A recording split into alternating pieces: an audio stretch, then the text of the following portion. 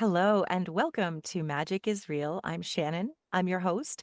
If you like this podcast, please would you do me a favor and leave comments below?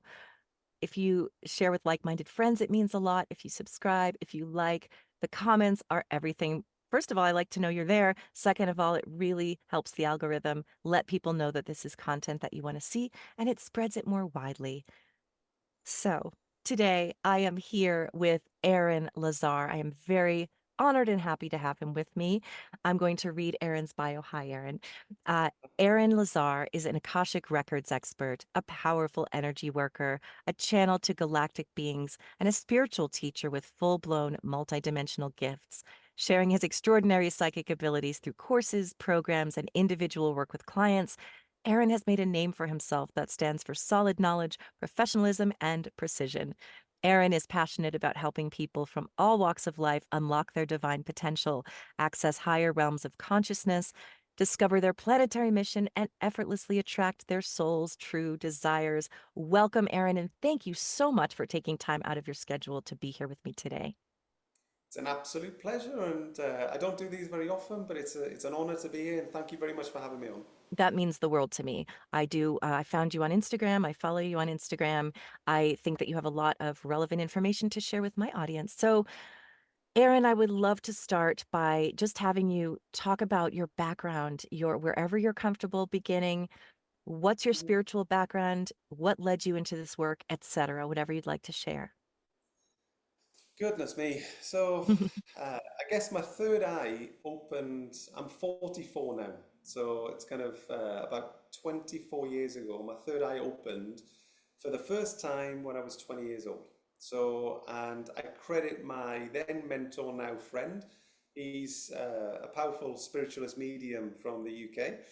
And he was running development classes. Like I met him, I used to go on paranormal investigation, so I was always like weird normal. So I was always interested in UFO and paranormal and things like this. And I think I got inspired by TV shows like Most Haunted and things like this. And there used to be companies that used to go to like disused nuclear bunkers and old ghouls and jails and things like this. And we met there and sort of started to build a friendship, I guess. And then he was running spiritual development classes and sort of near Liverpool. And I thought to myself, do you know what? Why not? Like it just sparked my interest. I couldn't explain why. And then I went along to this, and he effectively switched on my third eye. And that's basically where the roller coaster started happening because it was like all the radio and TV stations started to wanted to come through at the same time. And to be completely honest with you, it terrified the life out of me. It was petrifying. I couldn't control it. So, it's fine when you're doing this stuff at weekends, but you can't turn it off. And so, I remember I was trying to hold down a job at that time. And it's no fun at sort of 11:15 at night on a random Tuesday where you can see things coming across the room, and like I can feel this terrifying energy to the point where I was scared to be in my own house, almost wanted to run out of the house, petrified. And again, it's coming from, I was sort of spiritually new, let's say, at that point. So I wasn't that skilled or that competent, but it was just all coming through, and I couldn't control it, and it scared me. And so effectively, what I did, it's almost like I consciously pushed it away from me because I couldn't control it. And he used to say to me, he'd say, "Look, you need to protect yourself, spiritual protection. You need to do this, you need to do that." And obviously, I was 20 years old at the time, headstrong, thought I knew best. I don't need protection. What you're talking about, and all of this kind of stuff. And then I kind of paid the price for it. So I pushed it away consciously. It was a conscious decision. I thought, this is just too much. I don't want this. It's just kind of, it's just frightening me. So I'm basically, I almost like switched it off and pushed it away. And that worked because then all of a sudden I got my life back and it was peace and quiet. So for then decades, I spent decades neck deep in the matrix. I was a good, productive member of society. So I paid my taxes, I voted, I did all the stuff I was meant to do, built businesses, chased money and shiny objects and things like this. And all the way along that journey, the universe was trying to nudge me to kind of come back to this. And I was going, nah, I ain't going there. It scared me. I don't want to go back. I don't want to go back. I don't want to go back. I'm too busy, building my life. And then basically what happened, it was much later on in my life then, I experienced what I call my greater awakening. So my awakening, I guess, was when it was switched on for the first time when I was 20. Much later on in my life, I experienced what I call my greater awakening. And that's where my consciousness just went boom, like this. And then all of a sudden, I was starting to connect to galactic races. The Arcturians were starting to come through. I found myself in the Akashic realm. I found myself doing this, and it was like this huge epiphany that came over me. And I realized, I thought, you know what? It dawned on me like a download that just dropped in like a zip file, and it was almost like, do you know what? You've actually been able to do this since you were 20 years old. You're just now accessing higher dimensional spaces of this same spiritual space rather than just the spirit realm. And I was like, whoa. And at that point, it's like, I never like to look back with regret because, you can't change basically what's happened. But I guess I should have been on this path since I was 20. But I'm here now, and that's the most important thing. But, I've, for the first time, come fully into alignment in what I came here to do. I should have been doing it since I was 20. And maybe if I'd been more diligent with protection and things like that, I would have been. But, it is what it is, and it's life experience. But I'm grateful for what I have anyway. Yeah, and I believe things happen the way they're meant to unfold. We can always look back and say, "Oh, if only I'd done that or I should have done this," but it feels like you're exactly where you need to be because you just weren't ready for it. And I would love to hear when you say that you were opening up to the Akashic realms and that sort of thing, what did that look like for you? Well, my goodness me, it's magnificent, and I call it the Akashic realm because it's literally so vast. It's huge. And when I first opened up to the Akashic realm, and the Akashic realm it's just a frequency band. If we want to talk in dimensions are like radio stations, frequency bands, and you can tune into different ones. Like your pineal gland is like a radio dial. You can tune into what you want to tune into. Now, it tuned into, and it just seemed to just simply happened. It's not something I tried to do. It's just I found my consciousness there. And to me, and this is when I teach people. I run the Akashic Mastery Academy where I teach sort of people how to become Akashic practitioners, and I do explain this in the teachings. Which, by the way, I try and explain. I mean, it's trying to put earth language on a consciousness experience. Sometimes earth language falls a bit short, but I try my best to explain it to people. So it's kind of, you've got to imagine that when you're connecting to higher states of consciousness, different areas within the quantum field, your pineal gland is interpreting frequency. And then what happens, it comes through your pineal gland, goes through the little crystals, and then it changes to electrical impulses, goes up, and then your mind creates imagery based on what your pineal gland, your receiver, is reading. So the imagery that people see might vary slightly, and I say to people, don't get hung up, on the fact that it has to look a carbon copy of what I see for it to be a valid experience. It doesn't. So for me, I see the Akashic, to the block, the Hall of Records, looks to me like a Middle Eastern block. It's like a plain sandstone block like this, very uniform in shape.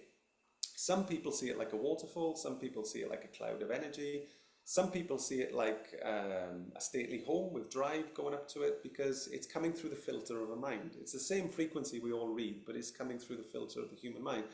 So that's what I saw first of all, was this like Middle Eastern block. And then I was like, okay, well, what's this space? And I just started to explore. I'm quite curious. So I was like, okay. And then I saw an entrance and I went through the entrance and I'm down and I'm in these corridors and I'm like, wow, this is phenomenal. And it led on from there. So just to put some context to your listeners, when I talk about the realm, when we talk about the Akashic, some people can think that it's just terrestrial past lives that are stored there. And they are, but it's not, that isn't the entirety of it. So there's two halls of records within the Akashic frequency band. The first hall of records is stored within your DNA. So your DNA is like literally hundreds of millions of gigabytes worth of data. If you wrote down all of the information in your DNA, on paper, you'd have a book which was 1 million pages. That's how much information your DNA holds, right? So all of your past lives terrestrially are stored within your DNA. So when people read these past lives, you're actually reading the energy of somebody's body, so the energy of DNA. There's another Hall of Records, which is the Galactic Hall of Records. That's a different block within the realm. Looks similar, but it's 30% of the size of the terrestrial hall. That block, location-wise, is stored at the higher self and soul, and that contains all of your galactic records, because all of us have lived extraterrestrial lives. The only thing that remains uniform is your soul and consciousness as it transitions through these lifetimes. So we are currently having a human experience, but we've lived many thousands of lifetimes as different extraterrestrials, right? This is just how it is. It's universal truth. So all of those records that your soul has been through are stored at the Galactic Hall of Records. That's at the higher self and soul, two separate blocks. So, then we go a little bit deeper. There's a karmic field of energy there. So within, if you can appreciate that certain actions and certain records that your soul's been through terrestrially have occurred karma. So karma is an energetic IOU. So it's an IOU that you owe the universe through experience. So it's not a financial thing where I pay it back. You pay it back through experience. And so it's about your soul learning and evolving. So some of the records within your sort of terrestrial past lives have karma attached to them, depending on what happened, right? Now, there is a thread of energy that connects that record up to the karmic field, which is the second layer of the Akashic realm. It's split into three layers. The unified consciousness field is at the top, karmic field is at the in the middle, and then you've got the halls at the bottom, linked via the oversoul template, which runs on the right-hand side vertically. So there's also within the karmic field, you can neutralize karmic patterns within somebody's energetic field by, you need to identify where it is, neutralize it down consciously, and whoever you're working with has to acknowledge the field, that they understand what the lesson is. Otherwise, there's kind of consequences really to that. So there's that. Like I say, there's the oversoul template. Off the back of the oversoul template, which is this template which links all three layers, you've got fourth dimensional parallel realities going like sheets of paper off the other side of it, and so on and so forth. It's vast, basically. But this didn't all drop in the first time I went there. This grew and it developed. Initially, all I saw was that terrestrial hall. It's like a Middle Eastern sandstone block. And I was just sort of exploring what's this and what's this and what's this. And then just through gradual exploration, downloads, and sort of consciousness expansion, and being able to totally embody and hold the frequency of that realm, I was able to explore it in its entirety. So it's just a marvel, the Akashic realm. It's amazing. That's such a great way of explaining it in a way that explains why it's important, what it is. It is a very sort of esoteric concept when we talk about Akashic Records, and I tend to imagine it as a literal library with these very tall, tall shelves, sort of like a Harry Potter kind of Yeah. a place. But I love that you explained that it's really an energetic, it's just exists in an energetic field, but we assign visuals to it, like what it Correct. looks like, which Correct. is which is wild, but this is the stuff we love to talk about here, the metaphysical part of things. And what is it that we can you touched on it. Mhm. How can we heal or gain more clarity in our lives by looking at our Akashic records? Well, I mean, when we talk about healing, so you've got there are things called past life pain bodies, right? So this is basically unresolved pain and trauma from previous lifetimes, where stuff has happened.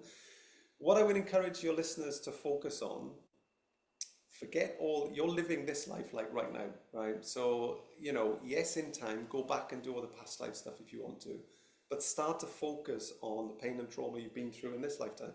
So quite often when people come into the sort of spiritual realm, if you want to call it, or the spiritual space, there's all of this consciousness stuff which people think is really sexy. It's like, oh my God, higher states of consciousness. And it's like, it's like for people, it's like the ultimate, that's what they kind of working towards.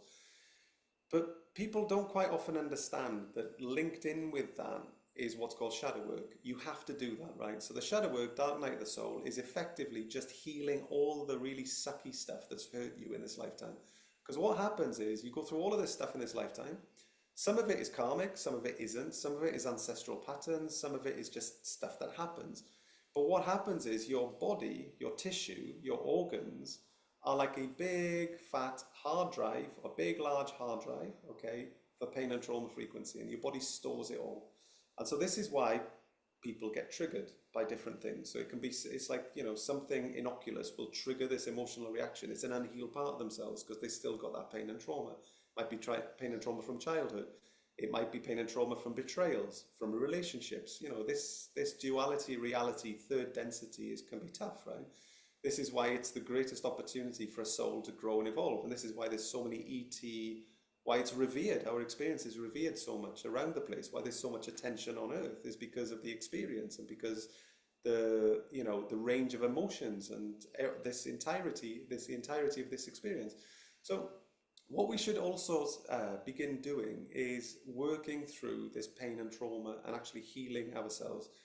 By doing that, that pain and trauma is low vibrational emotions. And what it does, you need to start to picture it as like lead weights hanging on your frequency. It's weighing you down because of all the stuff. This is all the baggage and the emotional stuff that we carry within us, right? It affects our frequency signature. So if you can start to heal this and heal the body, and it takes courage because you've got to go back to some of the stuff that you don't want to go back to, and it's hurt you the most. So it's like you've got to go and face it one more time. I have this saying, which is feeling is healing, right? So I wish I could go in, take it all away from people, and people don't have to go through it again mentally, but you can't. You have to process it, and it's horrible, right? It can be, depending on what people go through. But what happens then, once you've alleviated this pain and trauma from your field, you don't even need to manage your frequency signature. Your frequency signature naturally does that. It's like when you cut the weight off it, it will naturally rise. And when it naturally starts to rise, your consciousness also starts to do that. So if people are struggling to do this with the consciousness, start to focus on what you can do. Heal the pain and trauma. Heal all the stuff that's hurt you. And then what happens is, it's great. The prize at the end of it, your sort of default state, rather than anxiety, stress, pressure, sadness, grief, regret, whatever sits within there, that all disappears, and your default emotion is then peace, happiness, harmony, joy, and unconditional love. How amazing is that? That's the prize at the end of it. If you could bottle that up as a commodity in the capitalist world, you'd be the richest person on earth. Because if you could bottle that feeling up, what value can stick on that feeling? So the work is absolutely worth it. But the bonus of it too is that once your frequency starts to increase, your consciousness naturally does that. So you actually become further advanced in what you do. But it starts with us always. It starts from us and goes into the universe. Yeah, and I know that there's a lot of talk about spiritual bypass, and it is tempting to just want to say, I'm out of here and live in a fantasy world, which, Mhm. I even sometimes am guilty of that. Like, okay, nothing can touch me. I'm not worrying about any of this. I'm just going to close my eyes and pretend it's not happening. Or, I'll just be in my spirit self and just similar to when you're in a dream and Mhm. people are chasing you and you're like, okay, I just have to wake up. I just have to wake up. Mhm. Um, I've heard it said that Earth is the most difficult place. I mean, obviously that's an Yes. a subjective statement, but that this is the most difficult place to incarnate into, and that's kind of why we choose it. What Mhm. are your thoughts about that? Because there's some horrible stuff that has always happened Mhm. throughout time and is happening again.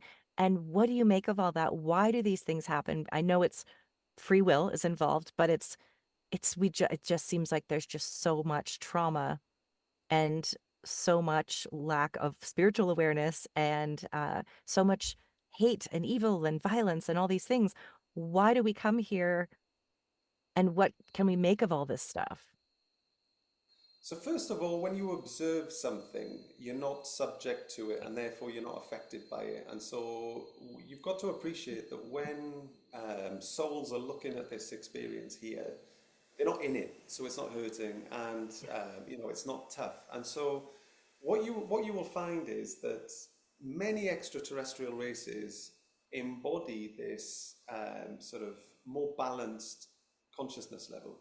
So they live more balanced lives. It's like this whole reality to them is like theater. There's just so much going on. I'm not saying that we're like entertainment. It's not that, but there's just a whole heap of stuff going on here. And so quite often how it's viewed galactically, or as it's viewed on a soul level, is that this environment provides a soul with an enormous amount of growth potential. Because you have to admit, and again, when you're laden with pain and trauma because of something that's happened, right? It's very, very difficult to take an elevated perspective and go, well, I'm grateful for that, because it still hurts, right? You know, if you're still suffering the pain and trauma of a betrayal, there's nothing worse, betrayal of trust, you know, it really cuts deep, especially when you've trusted somebody. Or whatever it is, it doesn't matter. You know, it could be childhood stuff. It's very difficult.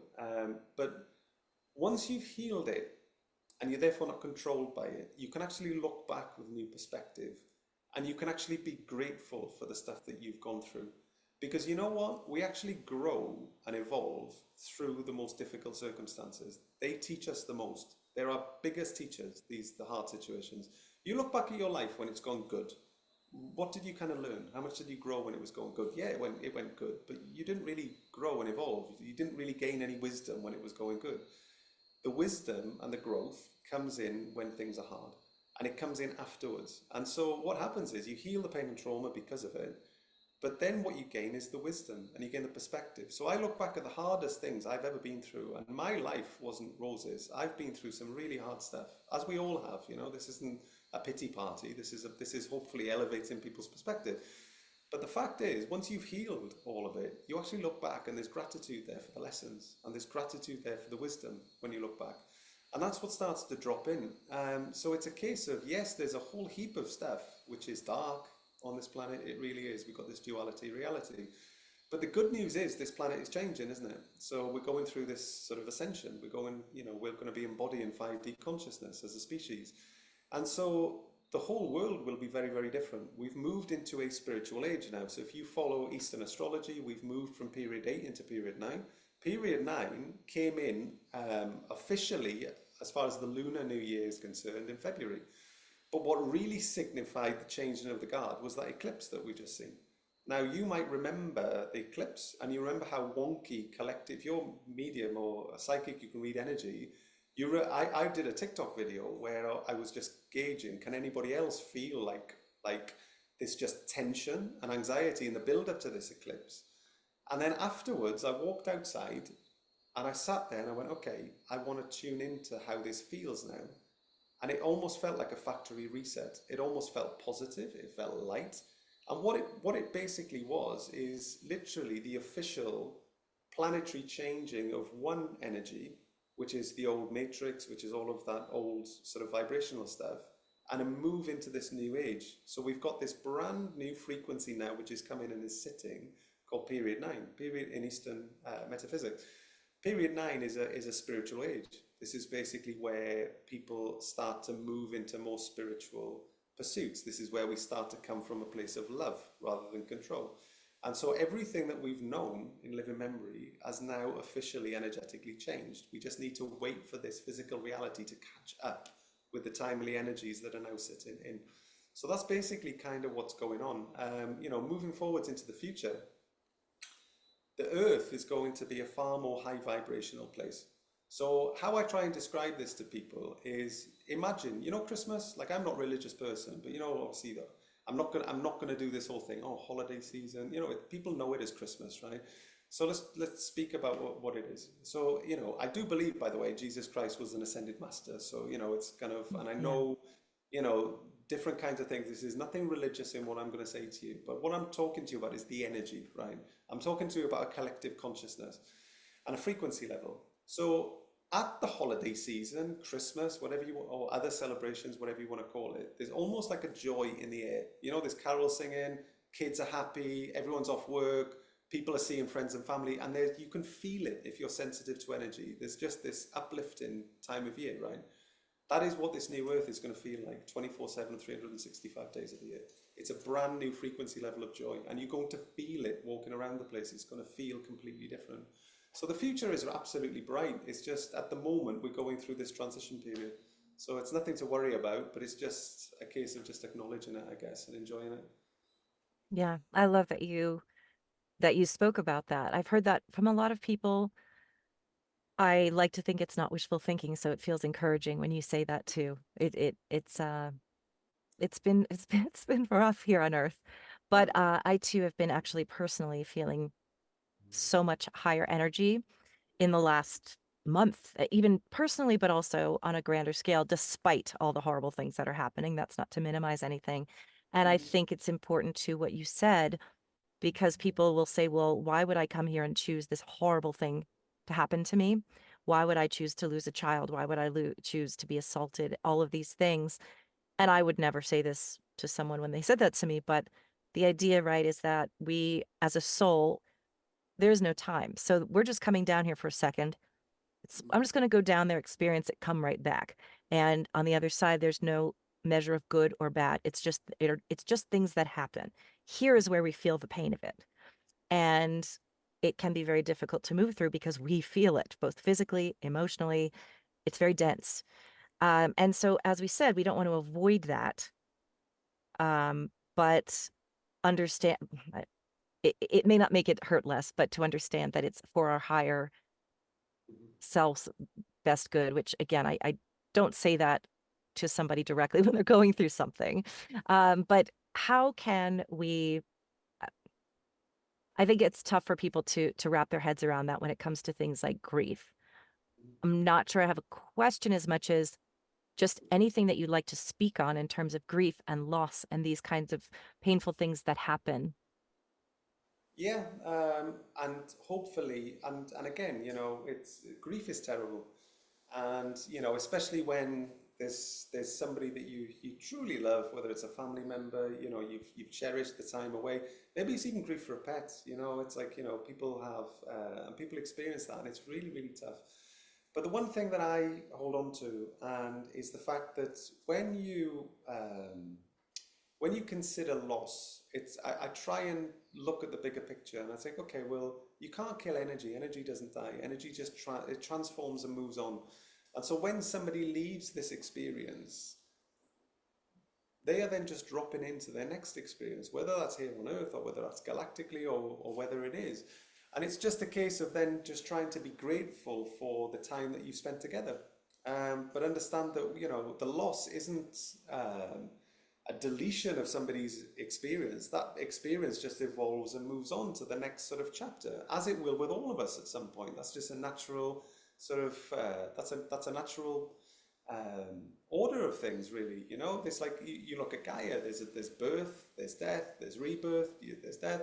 Look at the leaves coming off the trees. They come down. It just sits there dormant for a while. Then the spring comes. The leaves come again. Daffodils come up, or the flowers come up. And this is just the cycle that happens. But every single opportunity that people get when you reincarnate again is a brand new experience to learn, to grow, to evolve. As we experience this cycle of experiences, we would like to call it. But how I compartmentalize it is just to sort of try and embody gratitude for the time that I had with somebody, but just sort of wish them well on the next chapter of their journey as a soul. That's how I try to look at it, really. But it is tough, obviously, because we do miss people, and it can be emotionally tough. But time is a healer, as they say. That's beautiful. Would you describe yourself? I know that you describe yourself in the bio as a psychic. Do you consider yourself to be a medium? Um, if I wanted to put my sort of antenna to it, I could be if I wanted to. Yeah. Like I could read tarot cards and things like that. That's where I started. That's when I Mm. was with my mentor at the time, he was opening me up to the realm of spirit and tarot and things like that. But I would say, as far as psychic, it's more now about reading energy within the quantum field and sort of accessing, sort of becoming multidimensional and just accessing different spaces and all the rest of it. So I'd say more psychic than medium, but both are fantastic. I think Yeah. mediums are amazing too. Yeah. How do you apply that in your daily life, your psychic abilities? Um, Do you intentionally tune into them, or do they Oh, sometimes just come in? it's like automatic. I can't even Yeah. help it. It's just like breathing. So, if somebody's energy, for instance, like I'll just give you some insights here. I didn't mention it to you. I can feel somebody's connection. So, like I'm here now, and I can feel your connection. So you're absolutely connected. No question in my mind. And so I also, when I come across people's energy for the first time. It's like smelling cologne or perfume. It just hits Mm. me in the face. I can't help it. It's not something I try and do. It's the same with the quantum field. So like this reality, like has got to the point now where it's almost fluid. So it's like I can literally, even with my eyes open, zone in and out of this reality and go into the quantum field. So again, it's not something now that I try and do. I would speak a little bit about meditation. No need to meditate. I don't meditate. I don't need to do that. Meditation is a great tool, by the way. But I see meditation almost like it's like a stepping stone. It's a very, very good tool to practice mindfulness, to quieten out the outside world, to actually then move your point of attention outside of your body, which is effectively elevating your consciousness. And it's a very, very good tool and a stepping point. But once you become, let's say, skilled at doing it, is skill the right word? I'm not sure. But once you become adept at doing it, let's say, you don't need meditation too much at all. Although meditation is very good for headspace and things. It depends if people have got busy minds, and it's also been proven it's very good for your health and things like that. But to answer your question, day to day, do I try and apply it? No, it's just a part of who I am. It's just a fluid thing that's going on all the time. Yeah, me too. I welcome it. Yeah, You talked earlier about boundaries. Well, for example, with spirit and the things that you're perceiving, and I'd love to hear how we do that. I personally don't set boundaries and I don't have trouble with it. Now that's me because I'm mm-hmm. not as perhaps as naturally sensitive. I mean, as some people that are born seeing spirit everywhere and they just can't shut it out. I don't see anything. I don't see things with my eyes. It's all feeling, it's all thought. So why is it important to sort of ground or protect, and how do we do that if it is overwhelming to us? And why should we do that? So the first thing I'd like to catch there is, and by the way, and I'd say this to anybody who's a medium out there, the fact is that you're literally one step away from being a multidimensional psychic. It's just an extension of what you can already do. There's no question in my mind. So and by the way, you are amazing. So it's not, maybe might not be as sensitive as others. Your connection is phenomenal. I can feel it in real time here while we're talking. But why you should protect yourself and put boundaries in. So within the quantum field, you've got all kinds of, there's all potentials. So you've got things which are of the highest and of the light, and you've got things which are sort of dark and negative. There's all kinds of stuff in there. There's you've got demonic entities. You've got sort of low astral beings that are in there. And all kinds of stuff. So I call the quantum field, and I use language quite intentionally.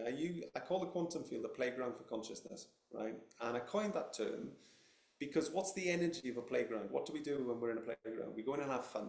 We play, right? So it's quite often, let's take the pressure off, let's chill with it, and let's go in and have a good time. Let's relax. And I find that people's experience is much stronger when there's less pressure. And quite often we're our own harshest critics. I need to do this, I need to get in, I need to do this.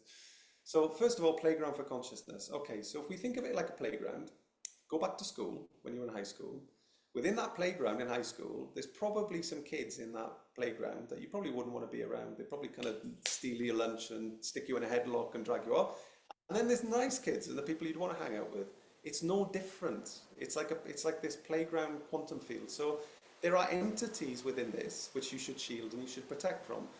Caveat this, and this happened to me, when your third eye comes on for the first time, or your receiver goes on, it's almost like a lighthouse or a beacon that's going off inside of the field, like that.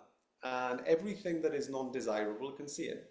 And so what tends to happen is you've got, let's say demons or entities or low astral beings or whatever, anything that's negative. Negative polarity extraterrestrial races is another one, for instance. So you can be seen, right?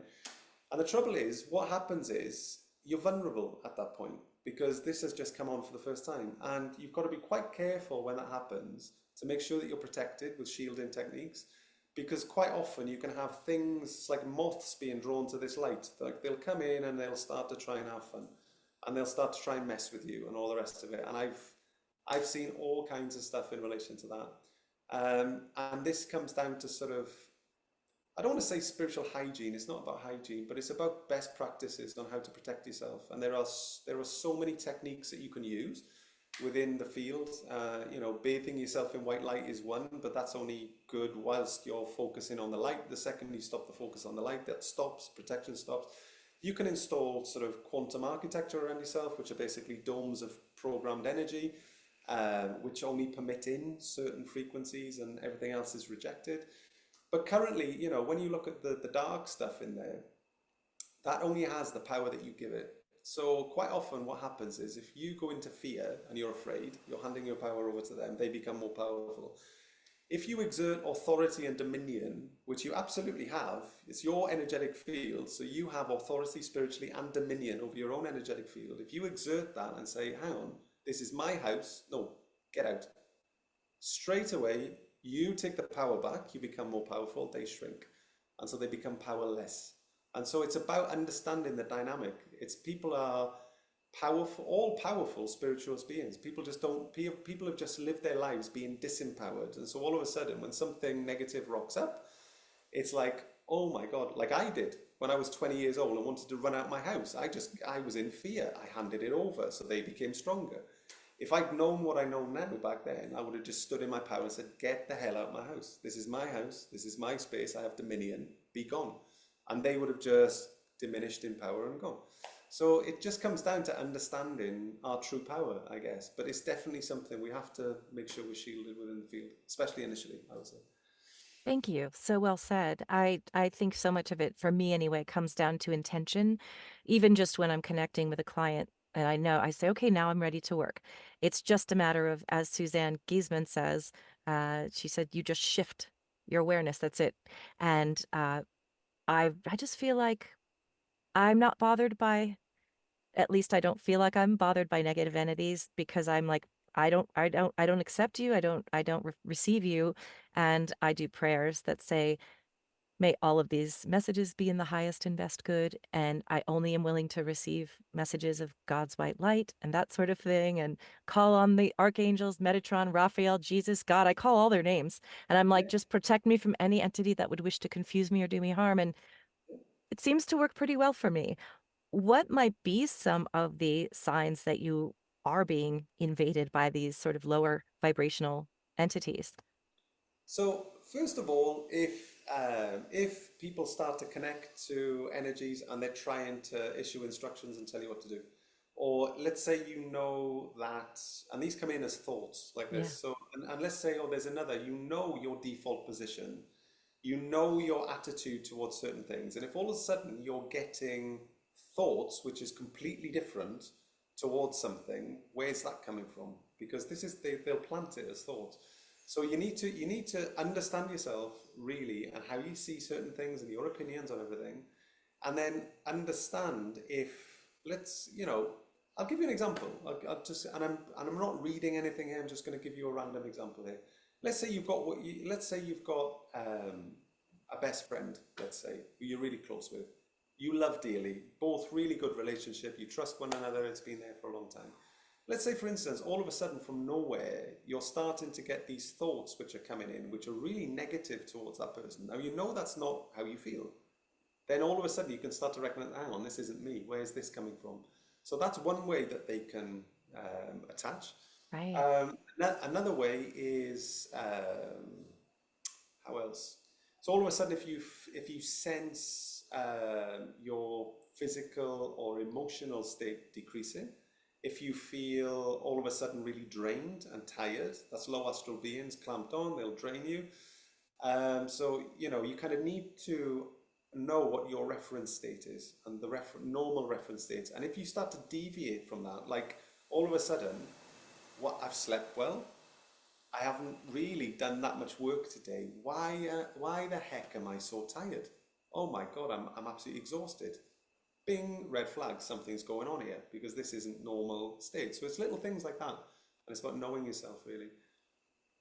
I'm glad you explained that. I never thought of it that way. But I know that I have been in those dark places in my life, Yeah, where I was like, I don't want to be here anymore. I don't, all of these things. I you think know. being in that lower vibrational state, I mean, I was a mess for many years. And I think those were the most vulnerable times when those types of entities were just sort of egging me on, like, yeah, you don't want to be 100%. here, you're miserable, you're worthless. And I think we all go through dark nights of the soul at some point in our lives. Uh, in my experience, people will say, "Oh, my loved one, he's not giving me messages, or I'm not hearing anything, I'm not seeing anything." I just got chills. So there's something there. There's my I always say they're always communicating.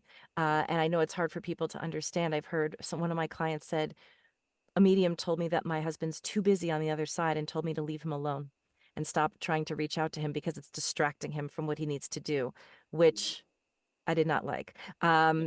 So I'd love for you to touch on that, because I understand spirit is om omnipresent. It isn't being held back from anything.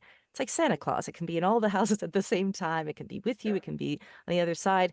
But I'd love to hear you speak about that. And also, what are they mainly trying to say to us? What are the things that spirit or entities or angels, what what are the messages that they're really wanting us to receive?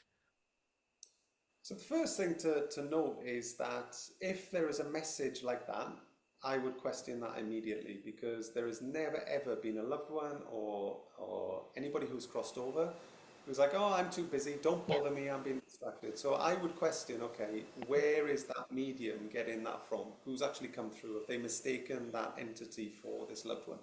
Because the message Yes. is completely off. It's a dissonance, right? That never ever happens.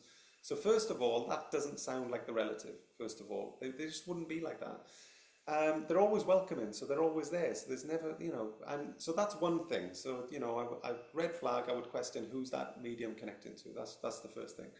And it might not be the medium's intention to do it. They might have just got this Yeah. energy that's come through. They're acting in the best intentions. Look, this is what they're telling me, but they masquerade as different things, right? And I So will say it came through a spirit box, which is the other thing that, that's like a Ouija board. Like, yep. it's like different, really. I know those spirit boxes because I used to, years and years ago, before my the first awakening, I used to do the paranormal investigations. So there's all kinds of stuff that can come through on them. It's no different from doing Ouija boards. So I would say that's the first thing I sort of I want to mention in relation to that. Next thing I want to mention is in relation to spirit guides. So what are spirit guides? Where do they come from? And again, I'm curious. I wanted to know, right? So I was like, okay, who are these? And what I was shown was essentially you can have different spirit guides that are around you. You can have extraterrestrial spirit guides that are around you that have a representation of that being. So you can have human spirit guides, you can have animal spirit guides, you can have, I've known people who have had eagles and wolves and things. There are extraterrestrial spirit guides. So I was like, okay, well, where do these spirit guides come from? So what I was shown is this. So essentially, when you've heard the word karma and dharma. So the wheel of dharma is this experience wheel that we go around. We come from source. We're created. We go around gathering thousands of lifetimes. All of this experience. We're growing and evolving. Boom, boom, boom. Then once we've completed our cycle and our soul has fully developed and grown and it can't do it anymore, we get a choice. This is what I was shown. We get given a choice at that point. Either as a soul, and there's no obligation for the two, you can pick whatever you want to do. You can either go back and assimilate to source if you wanted to, which is basically become part of the fabric of this unity consciousness field that connects all living things in existence. That's the top layer of the Akashic realm, and what we would consider to be source energy, source frequency. You can go back to that, or you can take all of the wisdom that you've gained in these thousands and thousands and thousands of lifetimes, and you can come back in service to help those other souls who are going through, and you can become what's called a guide. So the guides that you see have so much wisdom. This is why people say, well, consult with your guides. It's like having a team of consultants with thousands of years worth of experience between them who just know the answers, right? Because they've lived it, they've done it. And so what you're seeing actually, when you're seeing a representation of, typically, I'm not talking about relatives here. So if you're seeing your nan and your nan is a guide or whatever, or your grandmother, that's because there's a family link there. It's the different rules kind of apply, right? So basically, if you're seeing somebody which is a stranger that is around you as a guide, they've attained this level where they've chosen. But they've chosen to come back in service rather than go back to source. They then take on the imagery of who they were in their last incarnation, and then it's almost like being an ethereal version of the race, but it's like an ascended version of the race. So if I was to have an Arcturian guide, spirit guide around me, I have, right? But that isn't an Arcturian from Arcturus on a planet that's having a physical existence right now. That is an ethereal level spirit or energy that has decided to come back, that is just displaying as an Arcturian. It's not an actual Arcturian on Arcturus, or a different race or whatever it is. So I think when we can take that perspective, we have a whole deeper respect for spirit guides and the wisdom that they have, because I think people, oh, it's my guide, but people don't really fully understand. Like, if people did, people would be like, wow, okay, you chose to come back, how awesome is this? Like, I get access to thousands of years worth of life experience here, thank you so much for kind of being here, kind of thing. And I think people would be more open to speaking to them. That's the best explanation I've heard of that. So thank you for sharing your wisdom about that. Even I, even I, a medium. I sometimes I'm like, wait, what's a guide versus a spirit guide versus an angel versus, and I've heard different explanations, but that makes so much sense to me. And yeah, and what I understand too is that, and I tell people this too, don't forget you can call on your spirit guides because they won't intervene unless you do. I mean, I'm sure they might in an extreme circumstance, but I would love to hear your take on that in terms of, well, we have free will and they want us to be able to explore that because that's how we learn things. But sometimes I forget too, oh, wait, I can ask for help. And it always works. So I'd love to hear more about that from your perspective. So you've got to understand that experiences come, I don't want to say they're ranked differently, but there's different sort of severity, for instance. So I'll give you an example. You're very right in what you say, in that they quite often wouldn't step in to stop you making mistakes, because mistakes are how you learn. Like we've touched on in this conversation, some of the toughest times teach us the most, and so we're growing. So they're not there to hinder growth, and it's like, however, there are exceptions. So if your life, for instance, is going to be cut short, sort of, and let's say prematurely, right? They can communicate and try and guide you away from that. So there was a lady my wife worked with. So my wife's a quantum business coach. She channels 20 odd different light languages, and she's an energy worker and things like that. So we're blessed that our household is fully spiritual, kind of thing, which is great. But I remember her telling me a story. She was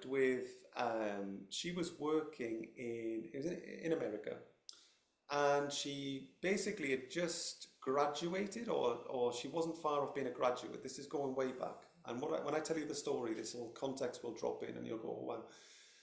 So she had two job offers on the table, right? So she had two job offers and two choices. She always wanted to go to New York, right? That was in her dream. I think she was working in finance or something like that, but she'd always wanted to go and work in New York. That, like that whole Sex in the City thing. She wanted to do the whole, people have this idea, yeah, I'm going to be the girl about town, and all that good stuff, right? And then she had this job in California. The one in New York was paying more, and the one in California was paying less, and it wasn't quite what she wanted to do. And she was looking at these on paper like this, and she couldn't decide what to do. So she was kind of like, on her intuition, I get all the logic was saying New York, but her gut feeling was telling to her, just go California, go California. And she was thinking, well, this doesn't, why? Like, there's more money in New York. I want to go there. I've got this whole exciting thing going on in my mind. Why am I being drawn to California? And she just basically, she had a moment where she had to choose. So she basically decided, heck it, I'm going to go California. Even though it didn't make any logic, she followed what her gut feeling was telling her to go and do.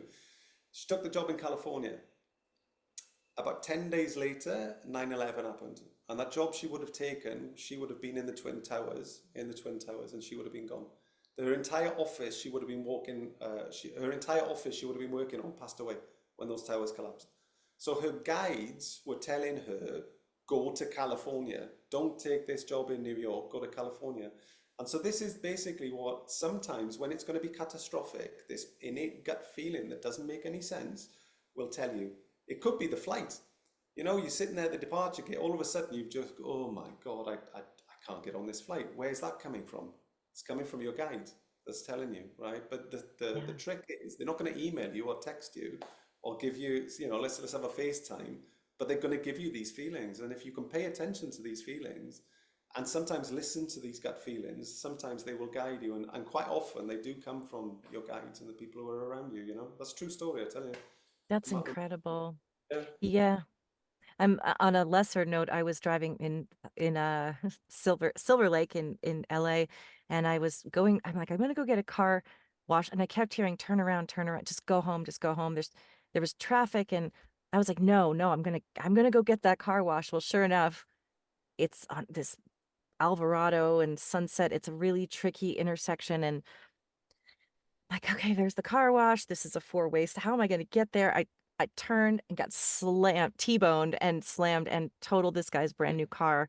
Granted, I was okay, but it was just like ever since then, I'm like, that was my spirit guides, and I ignored them. I just yeah. kept trying to reason my way out of turn around, turn around, turn around. So I will second that. And I know it's coming to the end, and I don't want to, I want to respect your time, but I have one more question. I could ask 100 more, but I wouldn't do that to you. Um, I I would love to know what your perception is or your perspective is on the concept of manifesting. So I interview near-death experiencers, and they usually tell me when I'm on the other side, when my soul was there, I could imagine something and it was right in front of me in a split second. So whether it was a hell experience or a heaven experience, or I could just imagine it and it would come to fruition. And they've told me we can do that here. It just takes longer. What do you think about that? When we're in our human form, do we actually have the power to create our realities, or to mirror, for our realities to be a mirror of what's happening inside of us as a projection? What a great question, and what a great way to finish this off. And thank you for asking it. So I'll give you my perspective on this, and in relation to manifestation. So most of all of, I would imagine, it's quite common now. All of the people listening to this, you've heard of The Secret, the Law of Attraction, all the manifestation works, Neville Goddard, all of this kind of stuff. And what does it teach? Well, it teaches you to, you feel it real. So it's a case of, picture like it's already happened, embody the gratitude, elevate your emotion into gratitude, send that frequency out into the universe, right? And then basically the universe is then going to return that and start to materialize it. That's the principles of the teachings. So if the teachings of manifestation come from, obviously people started to have downloads and things like that. People have channeled this information in, and it became a body of work. Now, quite often, and I say this with an open heart, any space within any industry or any practice or whatever it is sometimes can become an echo chamber. So there's a handful of teachings at the beginning of it. People learn this stuff and then start to teach it to others. People share the message, and it becomes like an echo chamber. To me, when I see this, I would ask, if you embody those teachings 100%, how many people can say that manifestation works 100% of the time? Or is it hit and miss? It's hit and miss, isn't it? Sometimes it works, sometimes it doesn't. So why is that? So I've looked into this, right? Well, I'll tell you why it is. Probably because about 30% of the mainstream teachings. Now, I do caveats. I'm not saying that there's not anybody out there who's not teaching it in its entirety. But within the mainstream understanding of it, there's about 30% of it which is missing, which is basically the key that unlocks it. And I'll share that with you now, and I'll share it with your listeners. So you need to understand that, first of all, whatever you have in your life right now, everything is energy, frequency, and vibration, right? We can appreciate that. Everything. There's no physical matter. Emotions are energy. Words are energy. Sounds are energy. Matter is energy. And if you actually start to understand, in the words of Tesla, if you want to understand the true nature of the universe, think in terms of energy, frequency, and vibration. Everything is frequency, right? So, that being said, your energetic field that sits around you, I call it the egg, right? Because it looks like an egg. It's not an egg, obviously, but it's in the shape of an egg. And that in itself is fluid, because if you're in an expanded state, your field does that. If you're in a contracted state, it does this. And that's a whole different subject and everything else. But just understand that you've got a personal energetic field. that has a frequency signature attached to it, which you broadcast out like like a fingerprint is the universe. Okay, the universe will send you whatever you're in resonance with. That is a fact. Okay, and so if you're here at this vibrational state and you're trying to call in the mansion, you're trying to call in X amount per month, oh, I've got this. You can have 65 vision boards and be feeling it real every single morning, and you're trying to call in this. If your frequency signature is here, it's not a match. Whatever you're calling into your life, you have to be a match for energetically, or it is not going to work. It doesn't matter, you know, it's like this is where 30% of it roughly is missing, because they will tell you about calling in this, but neglect the personal energetic field. So it's like change your frequency, change your reality is the principle, right? And so effectively what you need to do in order to call in the big stuff. Now, I'm not talking about, you might be able to manifest 200 bucks or the low hanging fruit. You might be able to do it with the feeling it real. But if you're talking about big changes in your life, big visions, big dreams and this kind of thing, and you want to call it in, you have to become a match for it energetically to call it in. So how do you do that? Quite simply, your energetic field, you need to clean it up. So it's full of patterns and programs. It's full of pain and trauma. It's full of distorted subconscious programming based on your experiences. You have to clear the decks and clear the house out. So it starts by healing. It starts by doing the energetic work on yourself. And do you remember me saying like the lead balloons? You cut them off and your frequency rises. When your frequency rises like this, you're not then calling in that reality that's down there. Your frequency is in line with a brand new reality. And so that big stuff then starts to drop in effortlessly because you've become an energetic match for it. That is it in its entirety and in a nutshell. And basically, if you can do that, plus embody all of the other teachings, it's going to absolutely fly for you. That's how you do it. Again, best explanation ever. Thank you so much for sharing that. My just to wrap up with a quick little thing, with a big question, what is it that you want people to know most of all? You ask some good questions, don't you? That's a deep question. Give me a second because I want to Yeah, answer take it your time with properly. it. I want people to understand how powerful they truly are and the possibilities that lay before them. And I want people to move from this disempowered system perspective that people have been indoctrinated into and have been a part of. We were all in that, me included, for decades. So, you know, I don't exempt myself from that. But I would love people to come from a place where they are healed and they start to understand that they are true creators of their reality and start to live their best lives possible. That's my heart's true desire for everybody. Mine too, Erin. That there's a reason why I was drawn to you and feel this connection with you. We're very like-minded, and I just can't thank you enough for showing up with your time and energy from Costa Rica. If you all heard rain sounds, cricket sounds, that's all beautiful Costa Rican jungle sounds in the background. I just appreciate the work you're doing, and thank you for doing it. Thank you for being of service to people, and thank you for showing up today to be of service to me and my listeners as well. It's an absolute pleasure, and like I say, I respond to I respond to frequency and I respond to energy, and I don't do these very often because you know, just I'm busy and just Yeah. different things like that.